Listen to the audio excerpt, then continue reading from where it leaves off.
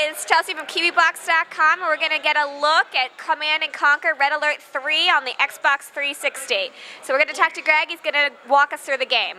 So what's going on in the game? Well, we're just watching the intro here, which is pretty crazy. Red Alert 3 has one of the kind of biggest Hollywood casts ever put together for a game. So we've got the likes of Tim Curry here as the Soviet premier.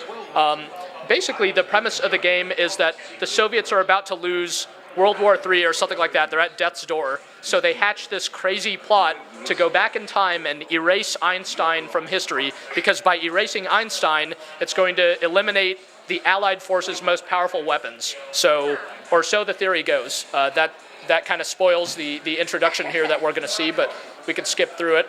Basically, though, they should have watched Back to the Future or something, because they come back to the present and find that their actions have inadvertently created this new menace in the Empire of the Rising Sun. Basically, the Empire of Japan has now created this crazy army of transforming forces and advanced warships and everything, and they invade the Soviet Union. So that creates the opening for this big three-way conflict between the Allies, the Soviets, and the Empire of the Rising Sun.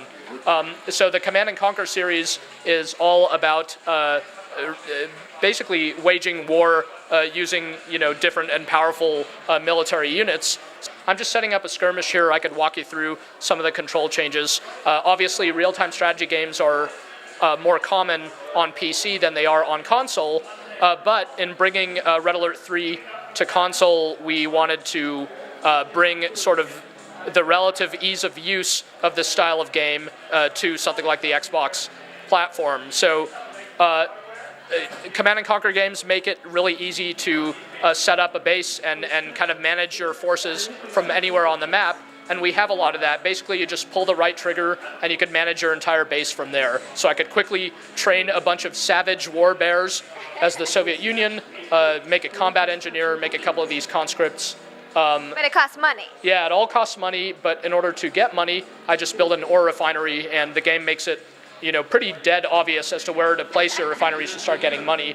We wanted to take a lot of the mystery out of how to generate money in a game like this. So you don't have to go to some weird website or anything in order to figure out how many worker units you need or something like that. It's really easy to get your economy set up, but there's still a lot of gameplay around having to defend it, because you get this little ore collector vehicle who has this really tedious job of just shepherding these supplies of ore back and forth. But your enemies are going to come after him pretty hard.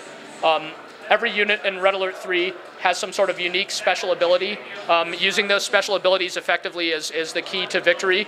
In the case of the Soviet ore collector, if he gets into trouble, he's got this kind of Batmobile reactive armor that he can turn on. So he's got really heavy armor right now, but he also can't collect ore. So that puts him at a slight disadvantage and send him back to his job. So it's good to use that ability if he gets into trouble.